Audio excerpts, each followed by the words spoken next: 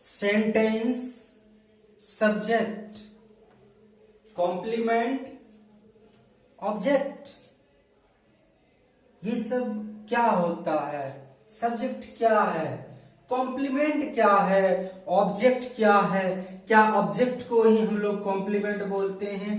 क्या कॉम्प्लीमेंट ही ऑब्जेक्ट है? सेंटेंस के कौन कौन से पार्ट होते हैं? क्या सेंटेंस सीखना इतना मुश्किल है?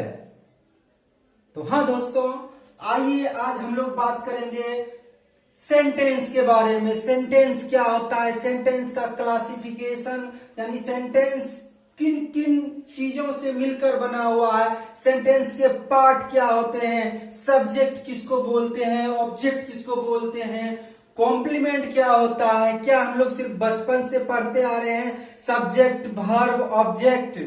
क्या ऑब्जेक्ट के जगह पे सही रूप में खाली ऑब्जेक्ट आता है या वहां पे कॉम्प्लीमेंट भी आता है? चलिए दोस्तों, इन्हीं सब बातों का हम जिक्र करेंगे इस वीडियो में, आप बने रहिए। तो चलिए दोस्तों, आज हम लोग पढ़ते हैं सेंटेंस और इसके सेंटेंस के क्या क्या पार्ट होते हैं, इसको हम लोग समझेंगे इसी वीडियो लेक्चर में। तो आप बने रहिएगा।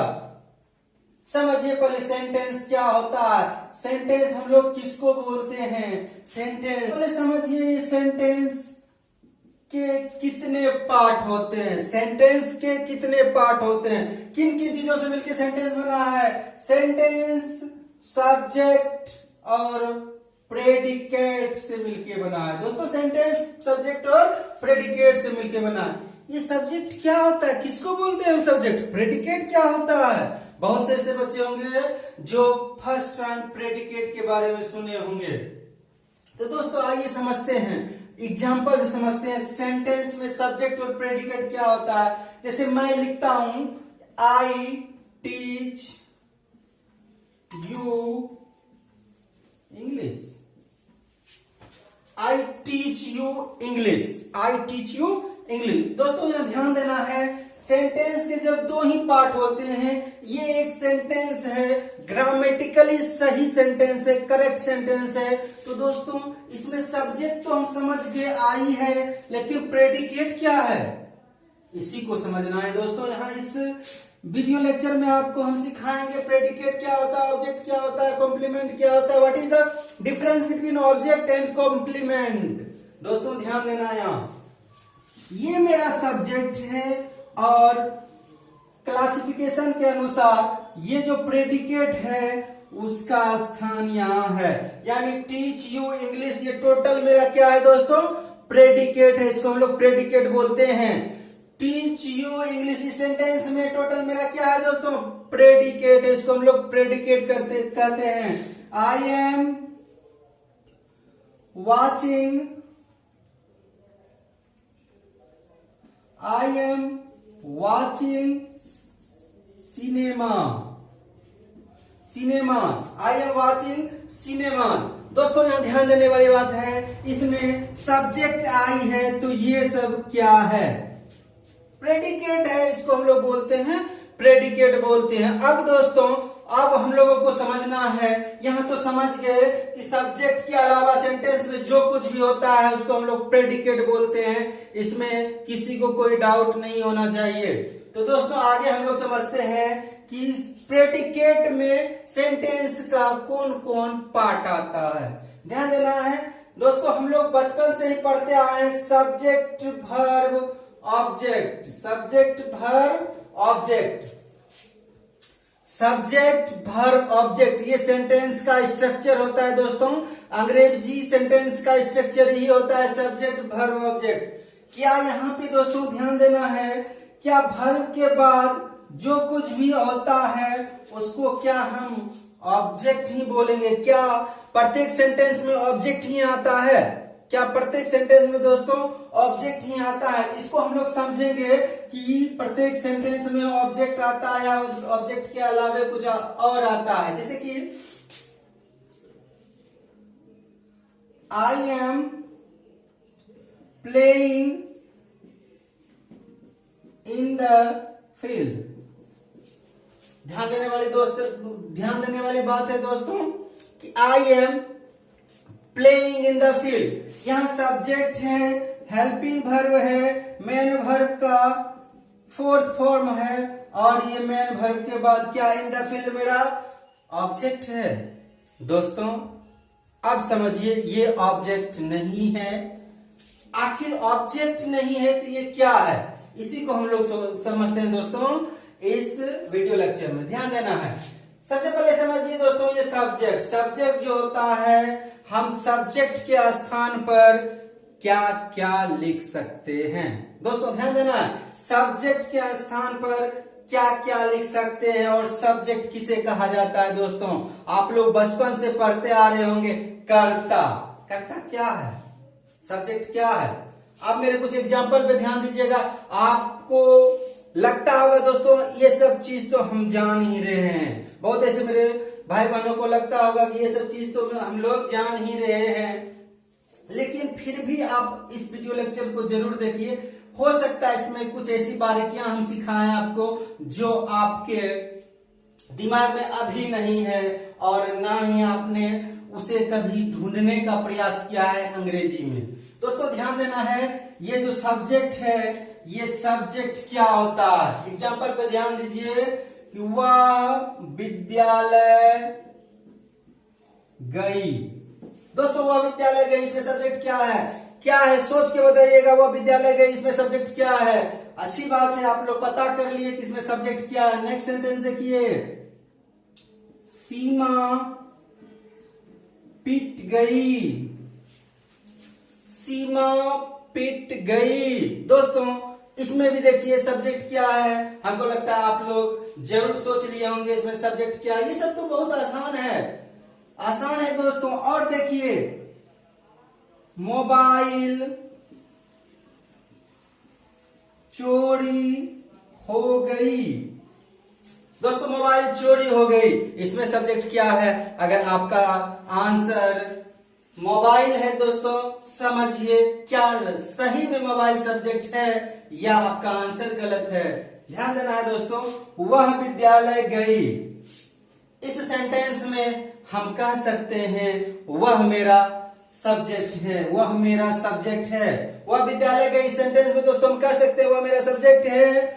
सीमा पिट गई, इस सेंटेंस में आपको लगता होगा सीमा सब्जेक्ट है, लेकिन सीमा सब्जेक्ट नहीं है। दोस्तों ध्यान देना है, सीमा सब्जेक्ट नहीं है। आखिर सीमा सब्जेक्ट नहीं है तो सब्जेक्ट है क्या, इसमें सब्जेक्ट है तो इसी बात को तो जानना है। यहाँ मोबाइल चोरी हो गई, दोस्तों आपको लगता होगा ये सब्जेक्ट है, शुरू में सब्जेक्ट है। यही तो आपकी गलतफहमी है, ये शुरू में है सब्जेक्ट है, लेकिन ये सब्जेक्ट नहीं है। सब्जेक्ट किसको कहा जाता है दोस्तों, ध्यान देना है। सब्जेक्ट का डेफिनेशन सुनिए, सब्जेक्ट का कहा जाता है जो काम करता है, जो काम करेगा, उसी को हम लोग सब्जेक्ट बोलेंगे।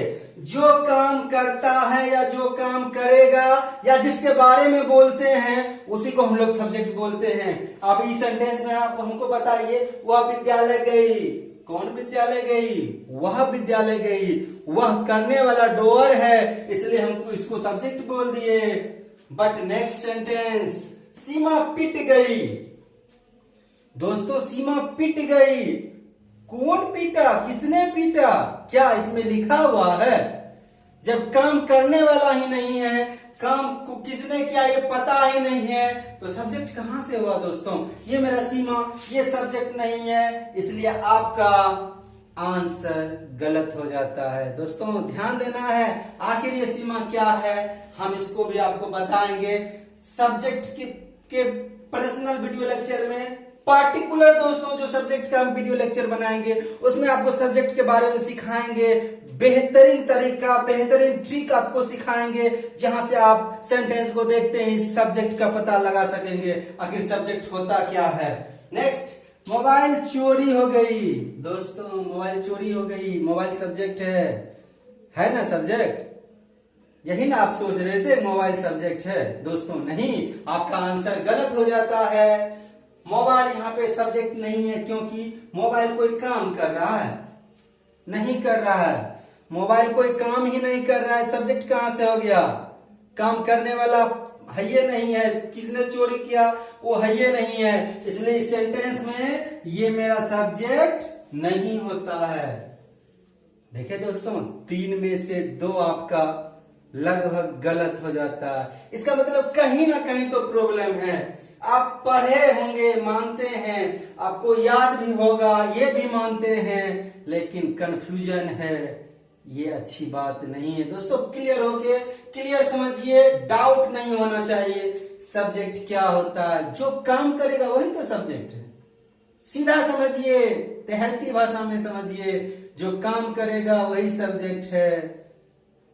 जिस पर काम हुआ वो मेरा ऑब्जेक्ट है।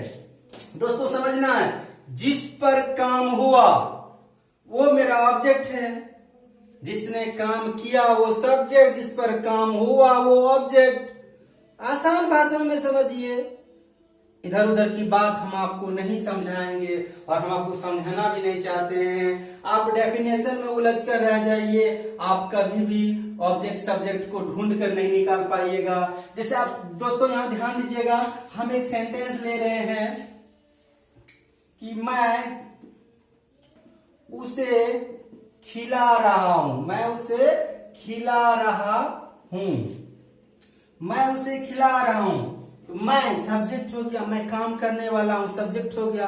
किसे खिला रहा हूं? उसे खिला रहा हूं। दोस्तों एक सटीक सा ट्रिक है, अगर आपको ऑब्जेक्ट ढूंढना है तो जिस पर काम हुआ वो ऑब्जेक्ट है। अगर इससे भी आपको पता नहीं चले, आपके लिए एक ट्रिक है। आप वहां से व्हाट लेकर या होम लेकर क्वेश्चन बनाइए, उसका आंसर ढूंढिए, जो उसका जो आंसर मिल गया दैट इज ऑब्जेक्ट। उसका जो आंसर मिल गया दोस्तों वही मेरा ऑब्जेक्ट है। तो ध्यान देना है, मैं उसे खिला रहा हूं। हूं मीन्स होता है दोस्तों किसको। मैं किसको खिला रहा हूं? उसे खिला रहा हूं। उसे खिला रहा हूं दैट इज। उसे क्या है? उसे ऑब्जेक्ट है। उसे क्या है दोस्तों? ऑब्जेक्ट है। इस तरह से हम लोग ऑब्जेक्ट को भी खोज सकते हैं। नहीं तो मेरा ये लॉजिक याद रखिएगा, जो काम करेगा वो सब्जेक्ट होगा, जिस पर काम होगा वो ऑब्जेक्ट होगा। इससे अधिक आपको ना जानना है, ना आपको जानने की जरूरत है। एक चीज और दोस्तों, आपको एक ऐसा ट्रिक बताते हैं सब्जेक्ट के बारे में, ऐसा लॉजिक बताते हैं सब्जेक्ट के बारे में, जो मुझे उम्मीद है आप किसी किताब में नहीं पढ़े होंगे। दोस्तों याद रखिएगा, सब्जेक्ट के स्थान पर हम लोग मैक्सिमम जगह हम लोग यूज करेंगे लिविंग थिंग्स। अगर लिविंग थिंग्स है तो ही वह सब्जेक्ट होगा, अगर लिविंग थिंग्स नहीं है तो वह सब्जेक्ट नहीं होगा। दोस्तों किसी भी सेंटेंस को हम लोग 2 तरह से बनाते हैं, या तो उसको हम लोग एक्टिव में बना देते हैं, या तो हम लोग उसको पैसिव में बना देते हैं। मैं एक पत्र लिखता हूं, ये एक्टिव सेंटेंस है। एक पत्र मेरे द्वारा लिखा जाता है, ये पैसिव सेंटेंस है। मैं एक पत्र लिखता हूं, मैं काम कर रहा हूं, मैं सब्जेक्ट आई आ गया, ये लिविंग है। और एक पत्र मेरे द्वारा लिखा जाता है, अ लेटर, ये नॉन लिविंग है। इसलिए दोस्तों अ लेटर यहाँ पे सब्जेक्ट नहीं है, ऑब्जेक्ट की तरह काम किया। तो इसी लॉजिक को समझना है, इसी लॉजिक को समझना है। जो काम करेगा, बोलिए, सब्जेक्ट। जो काम नहीं करेगा, आप लोग समझदार हैं, आप लोग समझ गए होंगे। दोस्तों तो एक चीज और याद रखिएगा आप लोग, ये जो मेरा सब्जेक्ट होता है, सब्जेक्ट के स्थान पे, सब्जेक्ट का स्थान कौन कौन ले सकता है, अब हम लोग इस पे बात करेंगे। आखिर सब्जेक्ट का स्थान कौन कौन ले सकता है, सब्जेक्ट क्या क्या बन सकता है, किसको किसको अधिकार है सब्जेक्ट बनने का। दोस्तों फर्स्ट ऑफ ऑल, आप किसी नाम को सब्जेक्ट बना सकते हैं। नाम इट मीन्स नाउन, किसी भी नाउन को आप सब्जेक्ट बना सकते हैं। सेकंड टर्म है दोस्तों, आप प्रोनाउन को भी सब्जेक्ट बना सकते हैं। आप किसी प्रोनाउन को सब्जेक्ट बना सकते हैं। दोस्तों हमेशा याद रखिएगा, अगर हम बोलते हैं Ram goes to school, Ram goes to school, अगर हम बोलते हैं प्रोनाउन का यूज करेंगे, he goes to school, he goes to school. दोस्तों ये नाम है, सब्जेक्ट है, इट मीन्स नाउन। नाउन था हम उसको सब्जेक्ट बना दिए। ये ही है, इट मींस प्रोनाउन है, प्रोनाउन को हम लोग सब्जेक्ट बना दिए। और दोस्तों समझिएगा, हम किसी भी इन्फिनेटिव को किसी भी जीरंड को, दोस्तों ध्यान देना है, किसी भी इन्फिनेटिव को और किसी भी जीरंड को सब्जेक्ट बना सकते हैं, उसको हम लोग सब्जेक्ट के स्थान पे ला सकते हैं। अब ये इन्फिनेटिव जीरंड का क्या लफड़ा है, एग्जाम्पल से समझिए दोस्तों, एग्जाम्पल से समझिए। क्रिकेट खेलना, playing cricket is my hobby. Cricket खेलना मेरा शौक है, playing cricket is my hobby. दोस्तों यहाँ वर्ब है V1 और इसमें लग गया ING, और जिस भी वर्ब के मेन फॉर्म में ING लग गया उसको हम लोग जीरंड बोलते हैं। वो V4 के तरह भी यूज होता है, fourth form of the verb, उसके तरह भी हम लोग उसको यूज करते हैं, या उसको हम लोग जब सब्जेक्ट के रूप में लाते हैं, या और कहीं भी जीरंड का यूज होता है। लेकिन अभी हम लोग सब्जेक्ट की बात कर रहे हैं, सब्जेक्ट के रूप में लाएंगे वो जीरंड मेरा सब्जेक्ट का काम करता है, हम उसको सब्जेक्ट की तरह भी लिख सकते हैं। यहाँ देखिए दोस्तों, प्लेइंग के स्थान पे अगर हम टू प्ले भी लिखेंगे, to play cricket is my hobby, cricket खेलना मेरा शौक है, ये भी मेरा सेंटेंस 100% करेक्ट है दोस्तों, कोई रॉन्ग नहीं कह सकता है। तो यहाँ पे हम क्या देखे, जीरंड को सब्जेक्ट हम बना दिए, जीरंड को सब्जेक्ट बना दिए, ये मेरा पूरा ये सब्जेक्ट के स्थान पे ही आ गया, तो हम लोग जीरंड को भी सब्जेक्ट बना सकते हैं। उसके बाद इन्फिनेटिव को भी हम लोग सब्जेक्ट बना सकते हैं। तो सब्जेक्ट के स्थान पे दोस्तों नाउन भी लिख सकते हैं, प्रोनाउन भी लिख सकते हैं, इन्फिनेटिव भी लिख सकते हैं, जीरंड भी लिख सकते हैं। और आपको एक लॉजिक बताए दोस्तों, किसी भी सेंटेंस को हम लोग दो तरह से बनाते हैं, या तो वो एक्टिव में बनता है या तो वो पैसिव में बनता है। अगर लिविंग थिंग्स है उसमें प्रयास कीजिएगा वो एक्टिव में ही आपका बनेगा, अगर नॉन लिविंग थिंग्स है दोस्तों तो 90% चांस है उसको आपको पैसिव में ही बनाना पड़ेगा। तो दोस्तों यहाँ हम लोग समझे सब्जेक्ट के बारे में, ऑब्जेक्ट के बारे में। अब हम लोग चलते हैं थोड़ा सा ऑब्जेक्ट के बारे में और कुछ सीख लेते हैं। आखिर ऑब्जेक्ट जो है ये होता क्या है, क्या ऑब्जेक्ट एक ही प्रकार का होता है?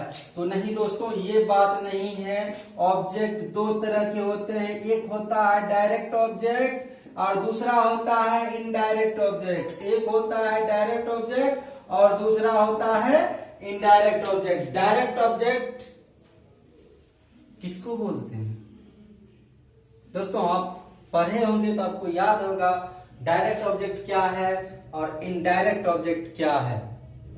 जब किसी वर्ब का डायरेक्ट इंपैक्ट ऑब्जेक्ट पे पड़ता है, ध्यान देना है दोस्तों, जब भी किसी वर्ब के एक्शन का डायरेक्ट इंपैक्ट ऑब्जेक्ट पे पड़ता है तब हम उसको डायरेक्ट ऑब्जेक्ट बोलते हैं। जब किसी वर्ब के एक्शन का डायरेक्ट इंपैक्ट ऑब्जेक्ट पे नहीं वो पड़ता है तब हम उसको दोस्तों इनडायरेक्ट ऑब्जेक्ट बोलते हैं।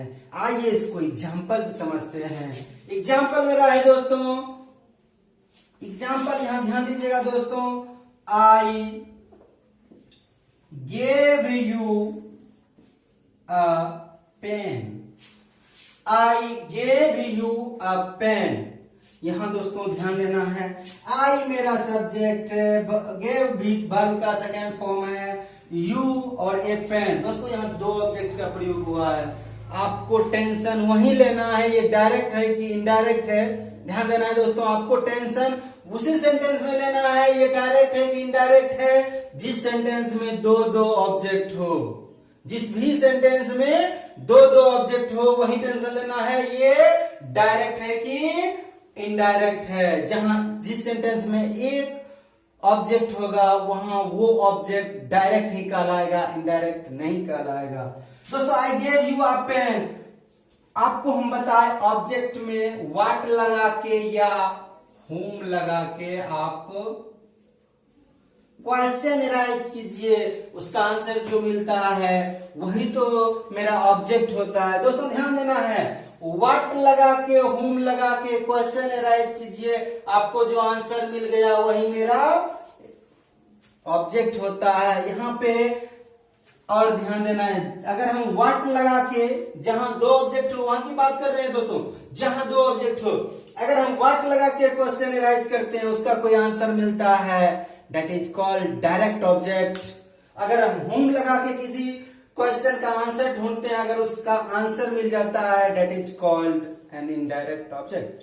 तो ध्यान देना दोस्तों, I gave you a pen, यहां व्हाट, मैंने आपको क्या दिया, क्या दिया, मैंने तुमको एक कलम दिया, मैंने तुमको क्या दिया, एक कलम दिया।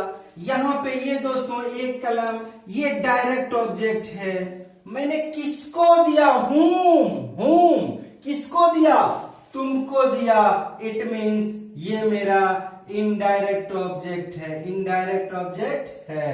ध्यान देना है दोस्तों, क्या लगा के क्वेश्चन करने पे जो उसका आंसर मिल जाए उसको डायरेक्ट बोलेंगे, डायरेक्ट ऑब्जेक्ट बोलेंगे। और किसको लगा के, यानी whom लगा के जो क्वेश्चन करेंगे उसका अगर आंसर मिल जाए उसको बोलेंगे हम लोग इनडायरेक्ट ऑब्जेक्ट। और ये लॉजिक वही यूज करेंगे जहां डबल ऑब्जेक्ट हो। सिंगल ऑब्जेक्ट अगर कहीं पे है दोस्तों, आई एम बीटिंग रामू, दोस्तों ध्यान देना, आई एम बीटिंग रामू, मैं रामू को पीट रहा हूं, तो ये जो है रामू यहाँ एक ही ऑब्जेक्ट है, ये मेरा डायरेक्ट ऑब्जेक्ट ही है, ये इनडायरेक्ट ऑब्जेक्ट नहीं है, ये मेरा डायरेक्ट ऑब्जेक्ट ही है। क्योंकि मैं जो काम कर रहा हूं उसका डायरेक्ट इंपैक्ट ऑब्जेक्ट पे पड़ रहा है, और जब डायरेक्ट इंपैक्ट ऑब्जेक्ट पे पड़ता है वर्ब के एक्शन का, उसको हम लोग बोलते हैं डायरेक्ट ऑब्जेक्ट। मैं किसको पीट रहा हूं, डायरेक्ट तो पीट रहा हूं रामू को।